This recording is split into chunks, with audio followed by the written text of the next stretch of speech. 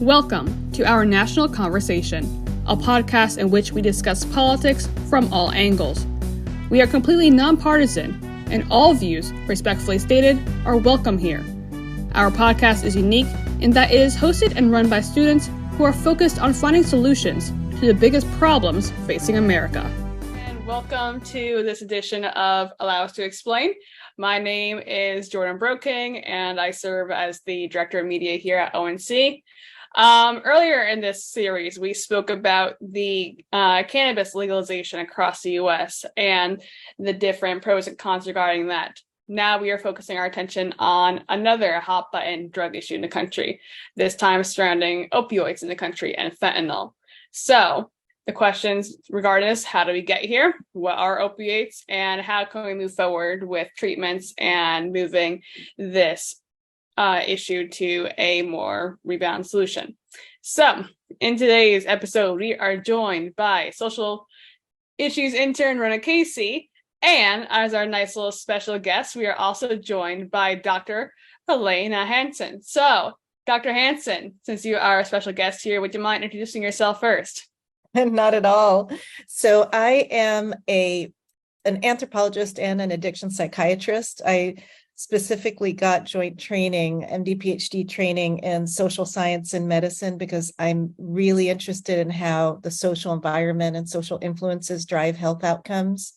And I'm increasingly, I think all along, I've been interested in inequalities in health.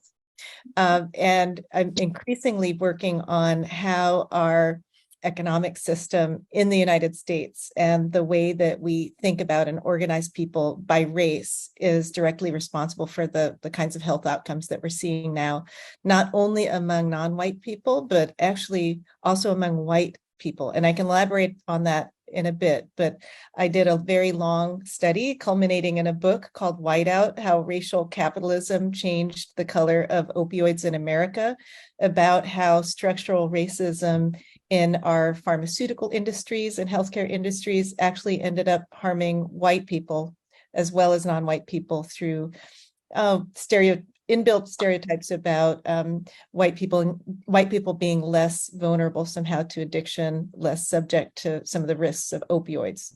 So with that, I'll turn back to the questions that you have.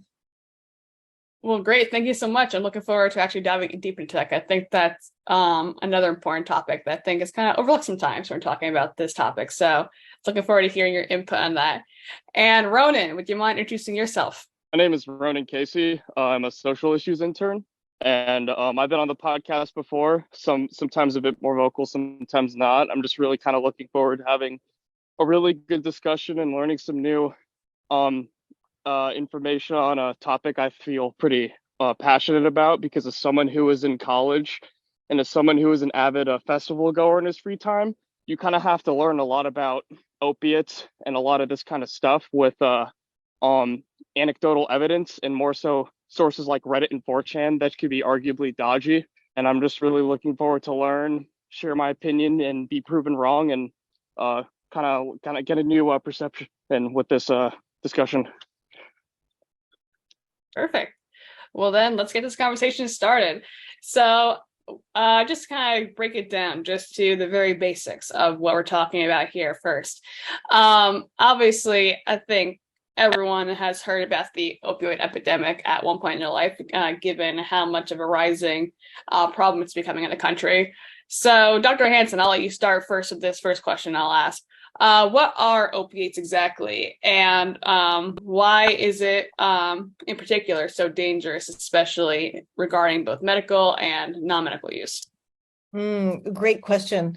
So opioids, maybe I'll start with the difference between opiates and opioids, because as someone who trained in addiction psychiatry, I had to spend a little bit of time on that and understand why that's important.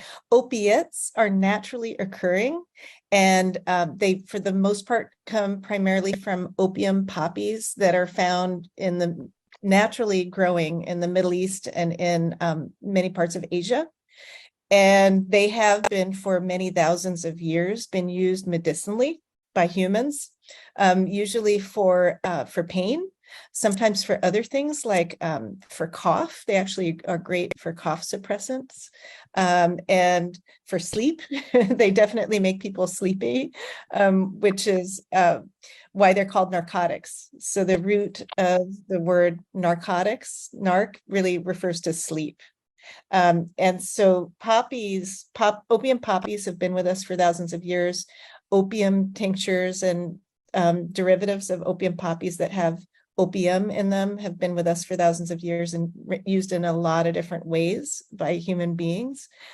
And more recently, in the late 1900s, another form, so in the 1900s, morphine was a very widely used concentrated form of opium derivative, and it was injectable. It was used for pain among Civil War veterans and soldiers. There was, in the 1800s, following the Civil War in the US, a lot of discussion of the veterans' disease, which was dependence on morphine because they'd gotten addicted to it, in the battlefield. And then there were housewives who had been given injections of morphine as kind of this miracle pain cure for everything from lower back pain to menstrual pain. So Victorian era housewives that had the money for private doctors would have doctors come by and give morphine injections. So morphine was kind of the next step up from these opium tinctures and opium derivatives. It was very concentrated. And then as the problem of addiction became very evident, a new form called heroin was developed in a lab, derivative of opium poppies. In 1898, Bayer Pharmaceuticals, the ones that make our buffered aspirin to this date, they marketed heroin as a non-addictive alternative to morphine, if you can believe it or not, and set off in a couple of decades yet another wave of addiction as heroin was added to all kinds of household over-the-counter products, in the corner drugstore. So, these products have had a very long history with us. We know through the 20th century what kinds of problems heroin had led to, and I can get back to that in more detail. But what we are confronting now in 2023 is a set of synthetic opioids. So they are not derived from opium poppies. They're developed in laboratories. Fentanyl, which some of you may have heard of because it's caused a lot of overdose deaths in the last few years. Fentanyl is a synthetic opioid. And the term opioid, as opposed to opiate, refers to the fact that it's synthetic. And it has the same kind of action as opiates, naturally occurring opiates. It is active at opiate receptors in the brain. So our brain cells have receptors that are for this type of molecule that cause all of the effects that go along with it: sleep, pleasure, pain relief. But the synthetic opioids that are made in labs, many of them are way more potent than the naturally occurring derivatives. So for example, fentanyl is about 100 times as potent as heroin, meaning you only need 1/100th the amount of fentanyl to have the same effect as that amount of heroin. So because too much stimulation of this opiate receptor in the brain causes people to stop breathing and then therefore causes overdose deaths, these very, very potent synthetic opioids are much more likely to kill people because people do not know how strong it is, and they will inadvertently take way too much to the point where there's so much of that synthetic opioid stimulating the opiate receptor in the brain that they stop breathing entirely. We have these very dangerous street markets now with fentanyl, often being sold as heroin. People do not know what they're getting. And as you can imagine, it's much easier to smuggle these synthetic opioids like fentanyl. If you only need 1/100th the weight as you need of heroin to get the same effect, that means if you're smuggling drugs across the border or on an airplane or whatever, you have a much smaller volume of product to get across. And so it has become wildly popular with cartels and street marketers. And so that is one thing that's leading to an incredible uptick in the number of deaths from opioid overdose. Ronan, do you have anything else to add? They think it's also important to include. I hate to sound like a fool, but I honestly just learned something. I did not know there was a difference between the two with the synthetic part, so I really actually have nothing to add if we're going to talk the more scientific terms. So I apologize. I have nothing to add, but I'm not going to overstep what I don't know. And I learned something new, and it was all honestly really fascinating to learn. Sweet. Well, then we'll move along with this conversation then. So, when we are looking at the issue here, how do we get here when it comes to this rise in opioid addiction, fentanyl addiction? I think we've all heard different roles or different parties being involved in this, where this is the medical industry itself, the role of pharmaceutical companies. I think, especially here in New York, a number of pharmaceutical companies sued because of their role in it. So how do we exactly get here? And I think this is actually the perfect segue for you, Dr. Hansen, kind of talk about the prominence of fentanyl kind of rising and why it's becoming such a prominent drug on street markets as well. It's a fascinating and complex story, and one that I and my co-authors trace out in the book that I just mentioned, Whiteout. So epidemiologists of overdose and opiates versus opioids have come to talking in terms of four waves since the 1990s of opioids and opiates that have caused overdose and addiction. The first wave started in the late 1990s with the marketing of OxyContin and a number of other products that are similar to OxyContin that other companies brought to market right after OxyContin was approved. So OxyContin, the innovation there, Purdue Pharmaceuticals, and many listeners may have heard this story. The owners of Purdue have been subject to a lot of lawsuits. And they've had their names removed from a lot of, universities and buildings that they had contributed to. So they're kind of infamous now. The Sackler family that owned Purdue Pharmaceuticals, they had a breakthrough with OxyContin by selling it to our federal regulators, the FDA, as well as the DEA, as an almost non-addictive opioid pain reliever, because it took oxycodone, which is an old opiate, really, took oxycodone and embedded it in a sustained release capsule.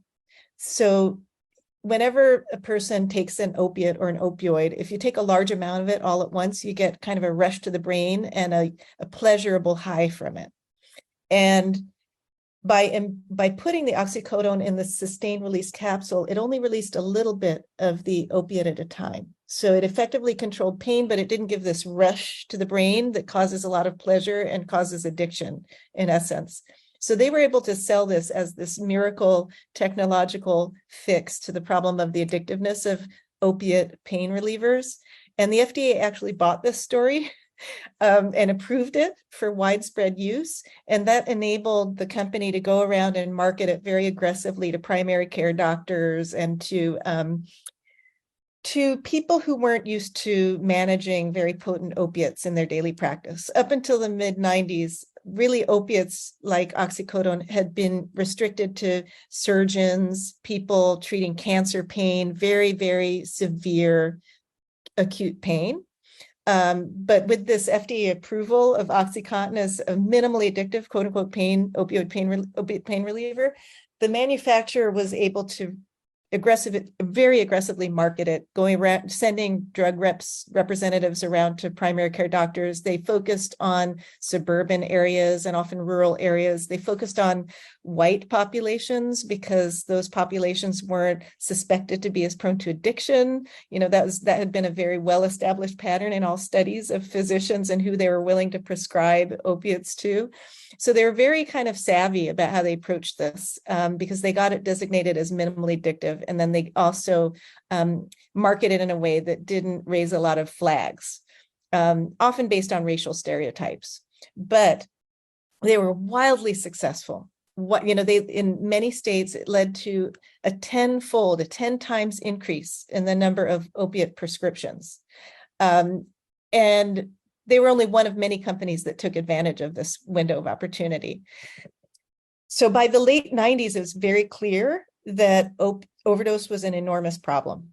And it was concentrated in suburban areas and rural areas, places that, hadn't been used to seeing a lot of opiate overdose, and because it was specifically marketed there.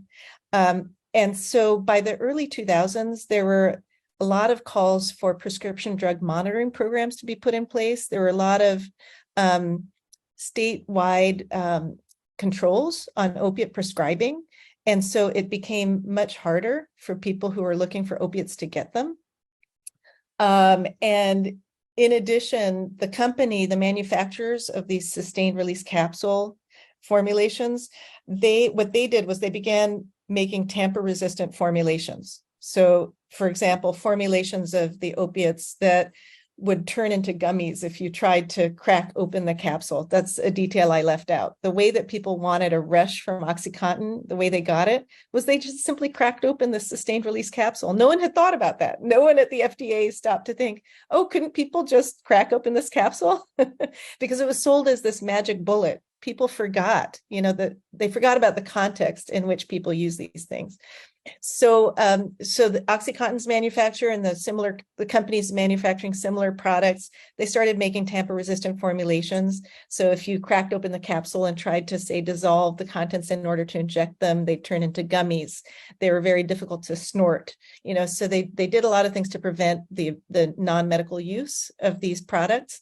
So the combination of prescription drug monitoring programs that tracked prescriptions very closely and subjected doctors and other prescribers to actually criminal charges if they didn't check a statewide database to see if a patient was doctor shopping and getting narcotic prescriptions elsewhere. The combination of those laws plus the tamper-resistant formulations meant that people who had already been addicted to the opiates went to street markets. They had to go for heroin being sold on the street, because it's a similar compound. Heroin has the same effects on the opiate receptor in the brain.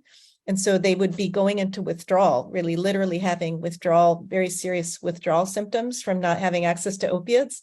And the easiest way to get opiates at that point in time, because the prescription opioid supply was drying up, was to buy heroin on the streets. That gave a big boon. So this is wave 2. I think this gave a big boost to the heroin markets.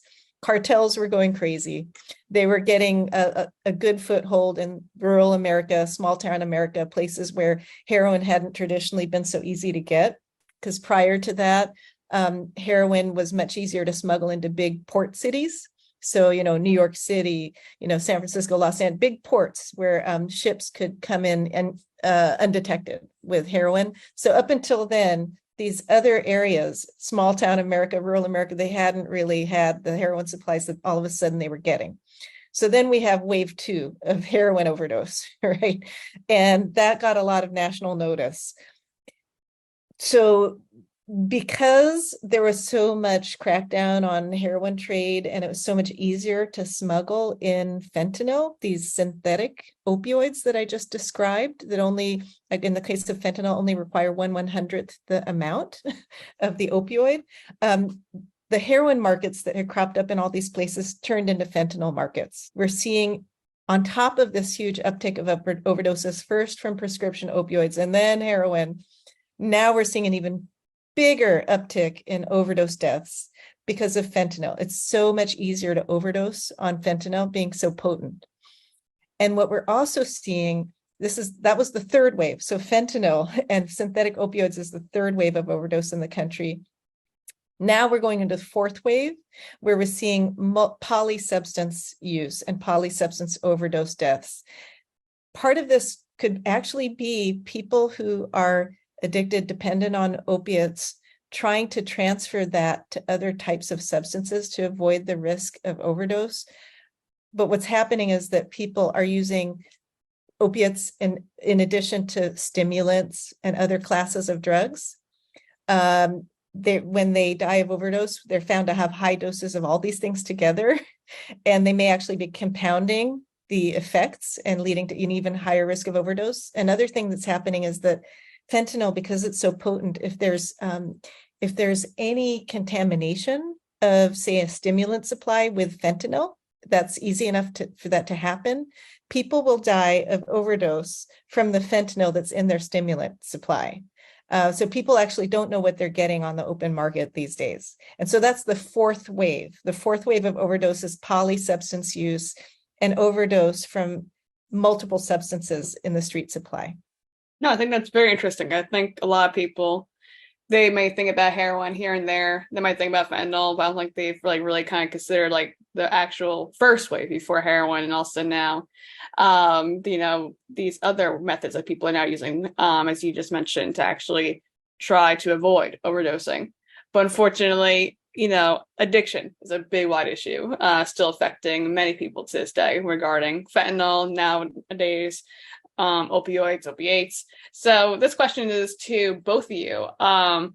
What or how has addiction specifically, when it comes to opioids and some narcotics like fentanyl, how has that impacted, American society, throughout history, really, since it's, first came to the market, and nowadays with what we're seeing regarding different stories about people either being, hospitalized or dying because of it? How has addiction really affected the American society?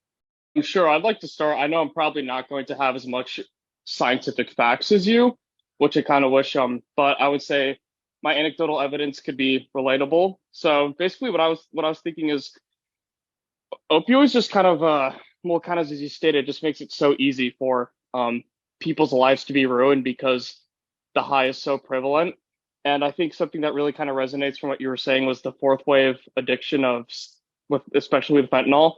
With as someone who was in college, and there's a lot of different kind of substances that are being passed around said colleges that are laced with fentanyl or different kinds of very prominent opiates. It makes people either extremely addicted to them, and it's not even a legitimate substance, or people overdose and die. Just simple as that.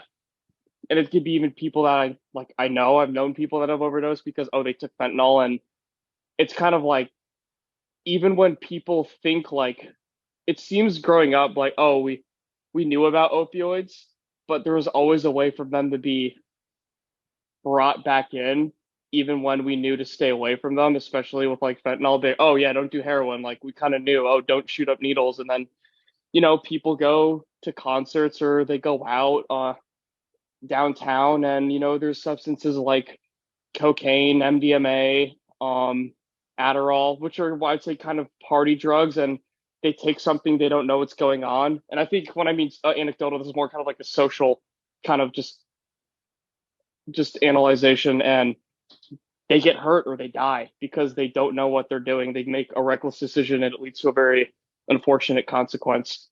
And I know that's kind of a simple phrasing, and I bet a lot of people might actually kind of relate to that, and you could definitely add on that. But that's kind of when I think of opiates in the social scenario now. It's like everyone, my mindset is, if I go out, I want Narcan or a drug testing kit on me, because I don't want to risk my life if something is going to happen. And it's I always have to be reminded of that. And it's a little bit of a fear, because I care about my well-being. It's I don't know what's going to happen if I don't come prepared safely. That's so well said. So one of my graduate students published on this, and I was a co-author, that according to our national databases, between 2019 and 2020, there was an almost 100% increase in overdose deaths among adolescents, teenagers. 100%. And then the following year after that, an additional 20% increase. So what we're seeing is an all-time record high number of overdoses among people in adolescence, teenagers. That's really, really concerning. And it reflects exactly what Ronan was describing, that people who are not necessarily longtime substance users that are, just experimenting, just trying something new, may end up dead as a result of that initial experimentation because of the toxicity of the drug supply that we're seeing right now. And I think it's very important to understand how the drug supply got to be so toxic. And the reason is the Gen Z generation is going to have to confront drug policies, is going to have to think about how do we operate as a society to avoid the very dilemma that we're in now moving into the future. There's something called the iron law of prohibition. So to put a little historical context, most people have learned, I think, somewhere along the line that we had an era of, it was only 12 years. It was in the 1920s up to the early 1930s. We had an era in which alcohol was prohibited, just like heroin is to this day, right? And so what happened right after alcohol was prohibited, and it was for very well-intentioned reasons. Alcohol was connected to a lot of domestic violence, a lot of car accidents. There's so many a lot of deaths. So, alcohol is not a benign drug. It causes a lot of deaths. And there are very well-meaning reasons why they prohibited alcohol in the 1920s.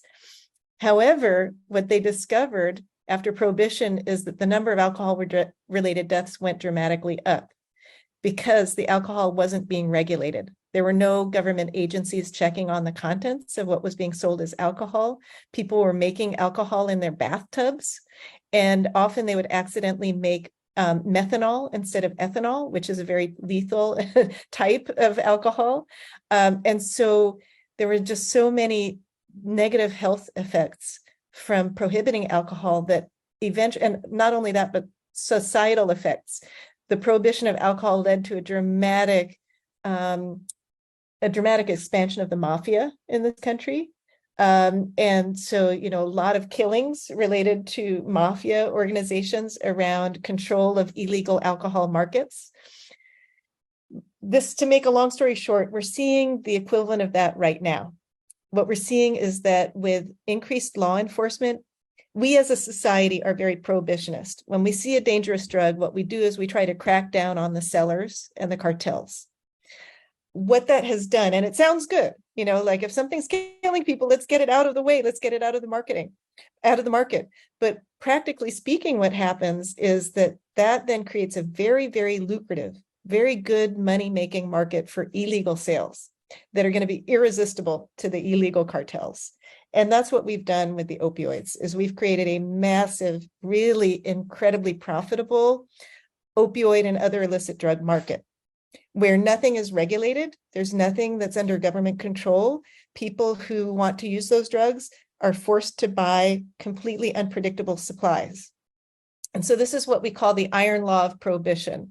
The iron law of prohibition is that the more you crack down with prohibitionist policies on a substance, the more dangerous that substance will become. It happened with alcohol in the 1920s, and it's happening now with opioids and opiates.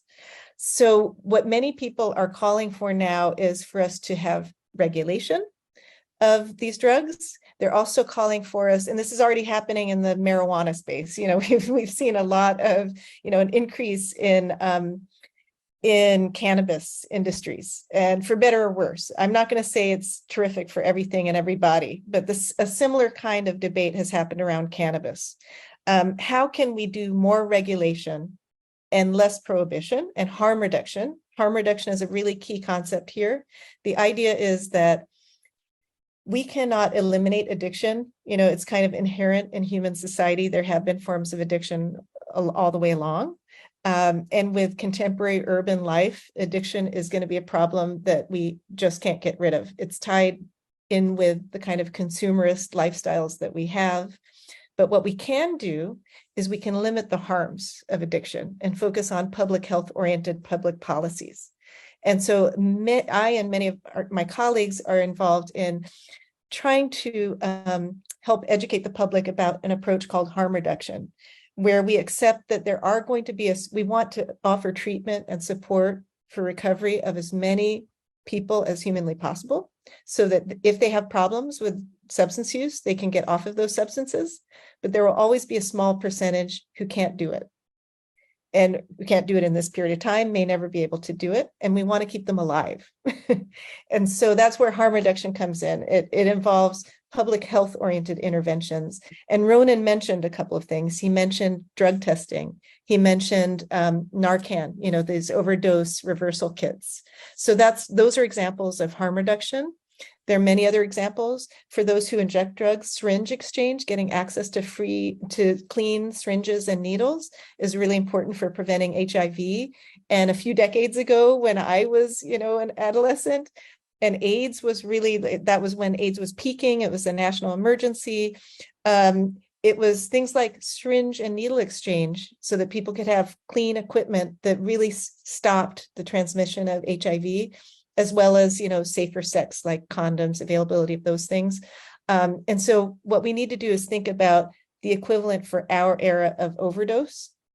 And the equivalent for our era of overdose, it includes syringe exchange because people are still getting HIV, and that's a really important risk.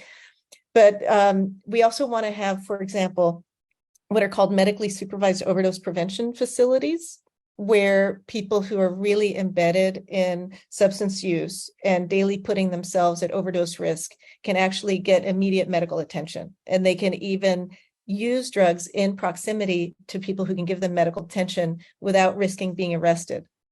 Because one of the things that really puts people's lives at risk is to drive their use underground because they're so afraid of the police that they can't get assistance if they run into overdose or any other kind of problem. So there are a whole range of approaches called harm reduction. And I think a piece of it too is peer support and peer education. The way that Ronan was speaking, I wouldn't be surprised if he isn't already involved in peer support and peer education about how to prevent overdose and many of the problems that go along with substance use, using substances. These are all harm reduction approaches. And that's where I think we really need to be focusing now. One thing that many of my colleagues in addiction psychiatry are focused on is medical treatment for opioid addiction. We call it opioid use disorder in psychiatry. There are medications like buprenorphine, otherwise known as Suboxone, that actually are opioids, but much lower risk of overdose, that for people who cannot stop using opioids, those people can use those as maintenance medications to prevent withdrawal symptoms and prevent the need to have to go to these very toxic, illegal markets for opiates. So these are the range of options that those of us who are in the field trying to prevent overdoses are really promoting right now. We need to have many more medical treatments. We need to have harm reduction and prohibition. It sounds good. If there's a problem with a drug, let's crack down, let's get more police, let's get more law enforcement. But it actually has been causing more deaths rather than reducing the deaths. So we need a lot more focus on the public health measures that I was just describing. Actually, I think this is kind of where maybe a discussion could start. I have a question on one of them. I actually agree with 95% of what you're saying. But when you spoke about the medical induced centers where people could take drugs, I kind of wonder, I have to push back on that a little because I'm wondering if this is going to happen, who is going to fund it? Is it going to be we, the taxpayers? And at the same time, I think there are a lot of better alternatives to do than allow people who are voluntarily doing horrible things to themselves. I'm not saying stuff doesn't happen, but it just seems like this, I say this gently, if people are going to, we have these centers where people can take drugs and it seems like we, the taxpayers, may have to pay for that. I just don't think that'd be a good alternative when I think education is a more powerful tool, or even maybe trying to get individuals into something like exercise. I believed exercise and just kind of fixing my well-being, and a lot of other people I've spoken to too, really kind of helped beat people's addiction. I've known some people who are opioid addicts that really got into fitness and were able to really change their lives. And I'm not against the centers entirely. I just think maybe instead of resorting to that, we could try to give people better alternatives to use this quote unquote negative energy or negative, like this craving of substance to something better that can help better themselves and better their mind and the body and soul, and most importantly, their health, like truly, and they won't have to pay loads of money for these horrible substances. And keep in mind, that could be I could be completely wrong, but I just, as someone, I hear something like that, I'm like, and it just kind of makes me question a little bit, like the overall like legitimacy of it. But I'm willing to be wrong. But that's still the one thing that kind of just made me turn my head a little bit. That is such a great point. And, I admit when I first heard about it, I had similar questions, and it seems counterintuitive. So one thing I want to do is frame this as everything you just said is correct. as in every single intervention that you just mentioned is needed. Okay. So lifestyle, so we're in a society that doesn't make it easy to be healthy. There are many places in the country where you cannot find fresh produce. There are fast food restaurants everywhere, but there's not a market with fresh fruits and vegetables to be found. There are many places in this country that don't have sidewalks, don't have parks, don't have any outlets for physical exercise. There are just so many things that we need to address on a broader scale to promote health. And I have no doubt that substance use plays into that, because if people are growing up without any way of feeling good, they don't know how to eat well, exercise, take care of themselves. Drugs are a way to feel good, and drugs are being made much more available. It's much easier to buy drugs than fresh produce in a lot of neighborhoods. So we definitely need that. And even for people who have very serious problems with addiction, I've seen this myself as someone who's treated patients for addiction. We don't, in medicine, in medical care, we don't pay enough attention to those kinds of lifestyle things, because we're often fixated on prescription pharmaceuticals and medical treatments, and we forget to ask patients, what are you eating? Are you getting regular exercise? Are you sleeping? And those things make a huge impact. So once I started integrating that into my care of patients, I got much better results. I was working initially for a big public hospital in New York City, and I discovered that people who have public insurance in New York City have access to a big network of public park and rec gymnasiums with pools, with workout rooms. They could actually, if they have public health insurance, they can go for free. And I started talking with my patients about, many of whom had been homeless, didn't have a lot of money, but they could go to the gym and work out, and they got fantastic results. When they took me up on those sorts of things, they got really great results, because you're absolutely right. It's a whole life. It's like a lifestyle issue. How are you living?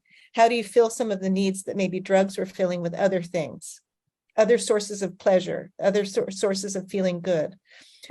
So all of those things are correct. That said, there are always going to be, and I also mentioned treatment. There are really good treatments, and there are many people who do incredibly well and are able to get completely off of any non-medical substances. I wouldn't be in the field of addiction treatment if I hadn't seen so much success on that. So we absolutely need treatment, specific addiction treatment for people who have very advanced problems. But there will always be a subset of people who just don't do well with treatment. They just don't. They've tried, and I've talked to them, they've tried a whole lot of different kinds of treatment, and it's just not working out. They may not even, especially among young people, they may not be at a point in their lives where they really recognize the need for treatment. And what we want to do is keep them alive, because those people, given enough time, many of them do see the need for treatment with time. And so for keeping people alive, there is really good evidence from countries, from Canada, Switzerland, Australia. There are many different countries that have tried these approaches, Portugal, that have tried these approaches of medically supervised overdose prevention. And that's where they've been able to have really good success preventing overdose among people who just either aren't seeking treatment at the moment or haven't been doing well with treatment. So for that subset of people, the exercise, the good eating, the sleep, the treatment, those things they're not going to be the answer. I also think we need to invest in making sure people have access to fresh foods, get rid of food deserts, get people stable housing. Unstable housing and homelessness is very directly correlated with overdose risk and problem substance use. There are a lot of different things we need to address all at once in order to really make a dent in this problem. But we can't forget about the people who just can't stop using those drugs or won't in the moment. And I've seen also how people evolve over time. They often look very different given 10 years, 20 years, they're 5 years, they're at a different place in their life. And had they not been kept alive, they wouldn't have a chance, you know? So for those people, it's very strongly evidence-based. This idea of medically supervised overdose prevention, it's been shown to prevent an enormous number of overdoses. We are in the middle of a very big crisis in the country. You know, we've never had this level of overdose death. No country in the world has had the level of overdose deaths that we're now experiencing. So we're really in a crisis mode, and we need to use as many tools as we can to keep people alive. But I wouldn't neglect any of those pieces that you just laid out. They're all important. Yeah, thank you for telling me. I think some stuff I think one of the things of maturing and learning about these complex issues is I may myself personally be against something, but at the end of the day, if there's evidence for it works, it's like I got to put my personal bias aside and understand this is better for the good of society, if that makes sense. And I'm glad I'm having this conversation with someone like you teaching me this, because even though I still like feel some stuff I just think shouldn't happen, if it works, hey, you know what I'm saying? If it works and it's helping people, I'll support it. I'm not going to put my ego into this and speak on like overstep on something. I don't know. I'm glad that you laid that out, because I think that's really important for other people to hear who maybe feel similar to me at first. Well, thank you for your open-mindedness. I have to say a lot of what I've learned about addiction is counterintuitive. You know, it's counterintuitive sometimes what's helpful, what's not helpful. I certainly myself have had these impulses that what we need to do is just get rid of the dealers, you know, let's just get rid of these dealers. And then it turns out it's so much more complicated than that. Yeah. When it comes to that, I know a lot of them now even invest more into drug testing than their own product, or at the same time, they don't do their own product. You see some drug dealers and they look like healthy guys. You wouldn't expect it. And they're generally very intelligent people, not kind of the stereotype you'd recommend or just you'd hear about. And, you know, it's just at the end of the day, I think when people forget is dealers are just businessmen. You know, yeah, they're just under the cover, so they're not, you can't really, when it comes to law, like put a grasp on people too, because people are getting smarter, especially with something like this. And it's another issue in itself. And I think I'm not pro drug dealer, but some of these people aren't bad people. They're just trying to make a living, and they might be good people, and maybe they get a bad batch. And I think when it comes to addiction too, I really agree with you when it comes to the prohibition is bad, because what I've realized, it's not a black or white issue. It's very, very gray. It's like trying to solve a calculus equation. It's like, ooh, we got a lot of variables to consider. That's so well put. So well put. And so there are two different kinds of drug policies out there. At least those of us in this world talk about supply side and demand side drug policy. So supply side is the interdiction, the crackdown on suppliers. And the demand side is let's get people to a place in their communities where they don't even look for the drug, you know.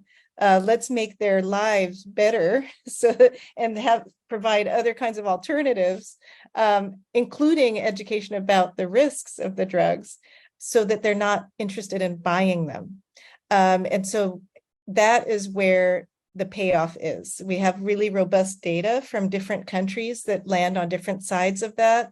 And those countries that really focus on demand side, reducing the demand for the drug, have much better results in terms of numbers of people with problem drug use and overdose deaths and other kinds of harms from drug use.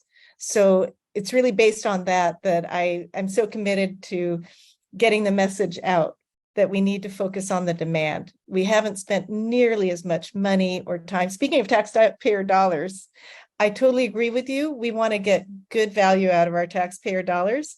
And that's where we get the value. We've spent billions. We've spent billions of dollars on supply side law enforcement around illegal drugs. And the overdose death rate keeps going up. The addiction rate keeps going up. So we've been investing on the wrong side of the equation.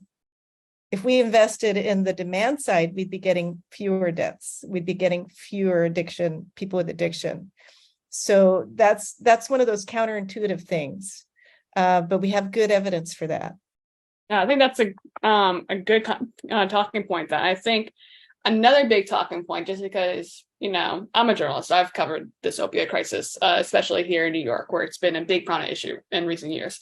Another big aspect of this that I think both of you kind of hinted at in your responses were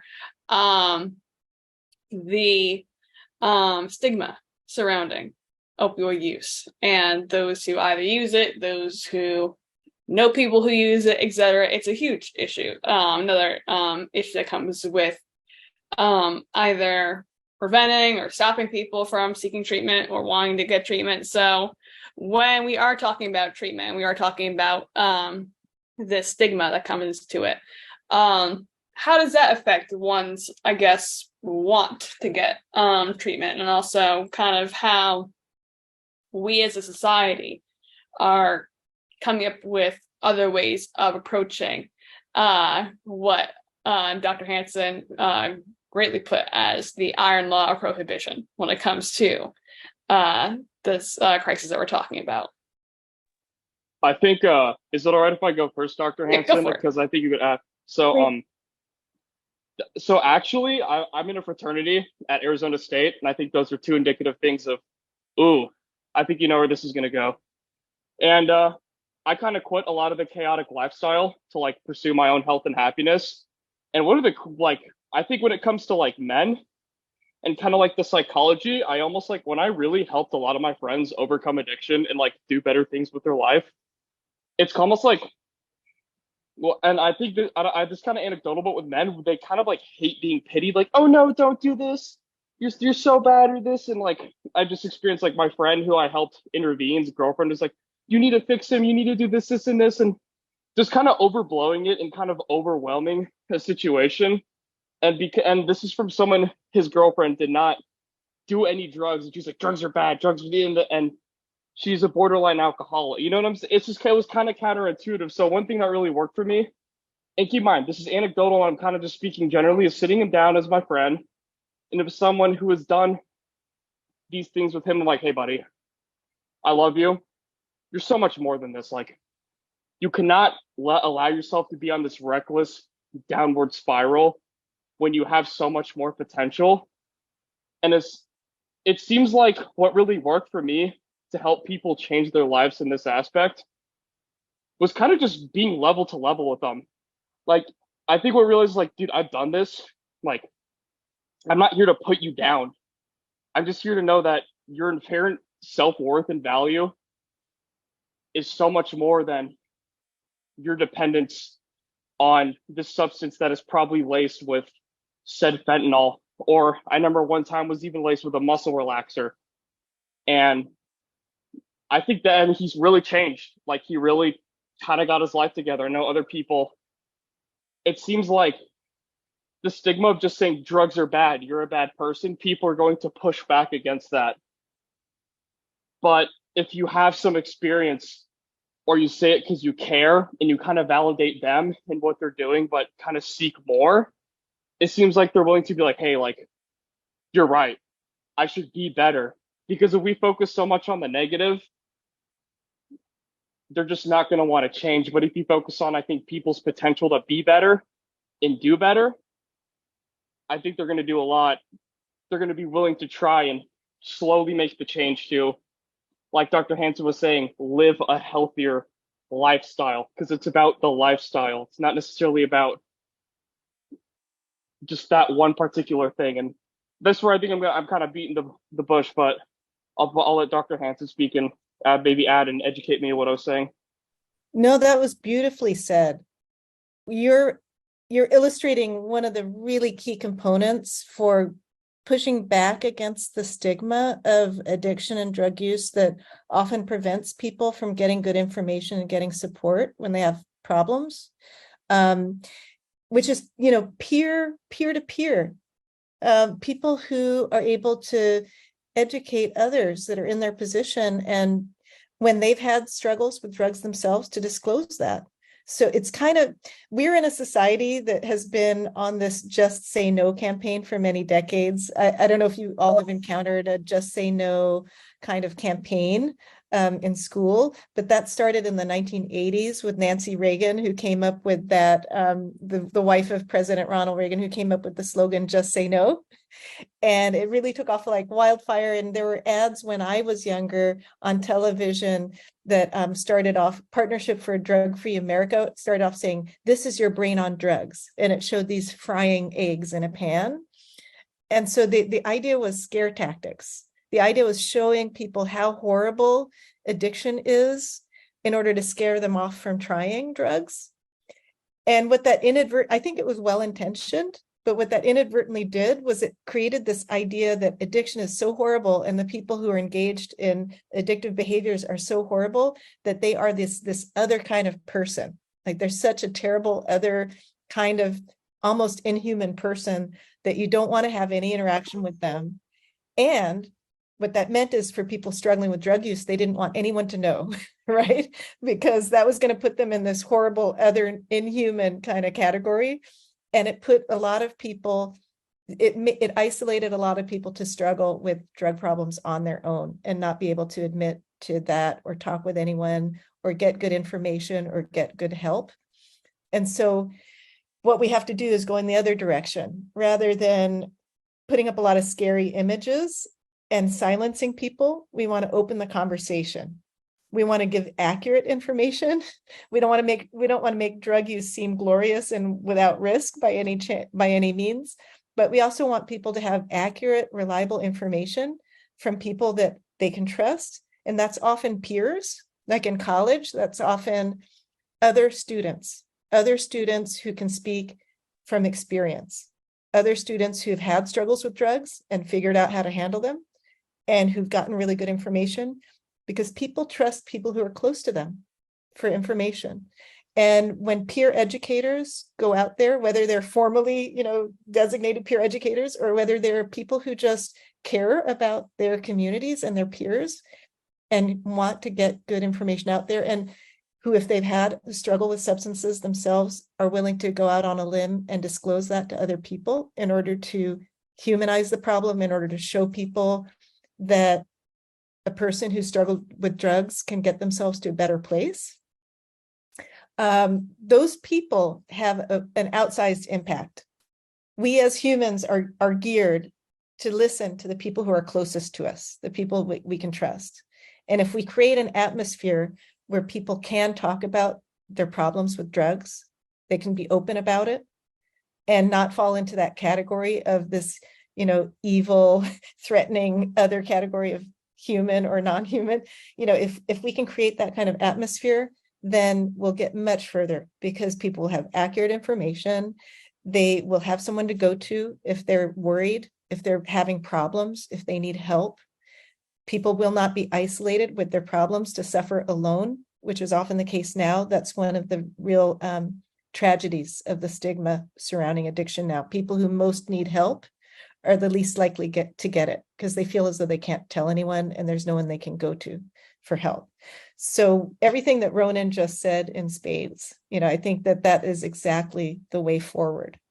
I think another thing which is unfortunate too, when you mentioned education, is like trying to find information on Reddit and 4chan. It's like, oh, am I going to die tonight? Like, I'm going to be up transparent. I'm not going to get into detail. I like to go to festivals. I think everyone has experimented once or a few times in their life. And there have been a few times where I've had to do some very, very extensive research instead of just the DEA putting drugs are bad, instead of, okay, maybe if I do this, how could I do this safely? And if maybe I shouldn't do it at all. It's like the idea of that you can't tell people not to have sex, but if you educate them on how to do it safely, or just the bigger picture of social and scientific of what it does to you, I think people are more inclined to just kind of make the personal decision to choose what is best for them. In that instance would probably be not doing said horrible thing with drug, or doing it a lot less and really kind of help contributing to the ending of overdose, because people are intelligent to know what the substance does, what it does to their body, how much is too much, and all kind of very important things to kind of wrestle with. So well put. The one thing, speaking of festivals, I visited in Amsterdam, which, as you know, has a very different drug policy. I visited a drug checking department. They actually send people, government officials, to festivals to do free drug checking. So that's a whole other vision of the world, right? That's, they want to make sure that young people have good information about what they're getting. That's a very different approach. It's an example of harm reduction, the idea that what we want to do is keep people alive. Absolutely. And to kind of, I guess, just like wrap up our conversation here, are there any other points that either you feel are also important to include in this conversation, even with regards to maybe other forms of treatment, such as, methadone clinics, drug centers, whether that's outpatient or inpatient treatment centers, anything else that you both feel is important to include? This is going to be quick and a little controversial, but I think one thing that kind of can maybe help people stop drugs is never to feel like they're a victim to drugs, that they're always so much more. Whether it's fitness, poetry, something that helps challenges your mind, your brain, and your body to do something great, pursue it. If someone is judging you because it is good for your health, and is in a stigma that normalizes, even though this is opiates, I'd even say drinking so much, and it's pretty bad for you as well. And I'm not saying don't drink or do anything, but in a society that has normalized drugs when it comes to art, media, and so many things, if one is struggling with this and they want to take the measure to better themselves and people just don't think they're cool, I say don't listen to them. Put yourself first, put your being first. Who cares what these negative people think? And you're never a victim to these drugs if you're struggling, and your inherent self-worth is always so much more than substance abuse. And I say press on. I don't know if I can add to that. That's beautifully said. Well, perfect. I think that is the perfect quote to end on here. So thank you both again for taking part in this podcast. I think a lot of people have definitely learned a lot from this experience. And now I have, and Ronan has already said he has as well. So no, thank you both. I think there's definitely a very enlightening conversation when it comes to a very prevalent issue in society right now. So thank you for listening, and thank you to those at home as well for listening. Next week, we'll be back with book bans in the country. So stay tuned for that. Until then, have a good one. You too. Thank you. This podcast was brought to you by Our National Conversation, a place where students generate policy solutions to the biggest problems facing America. Join us in freeing political dialogue from hyperpartisanship. To learn more about what you heard today, check us out at ournationalconversation.org. You can also follow us on social media at Our National Conversation to show your support and keep up with our latest efforts.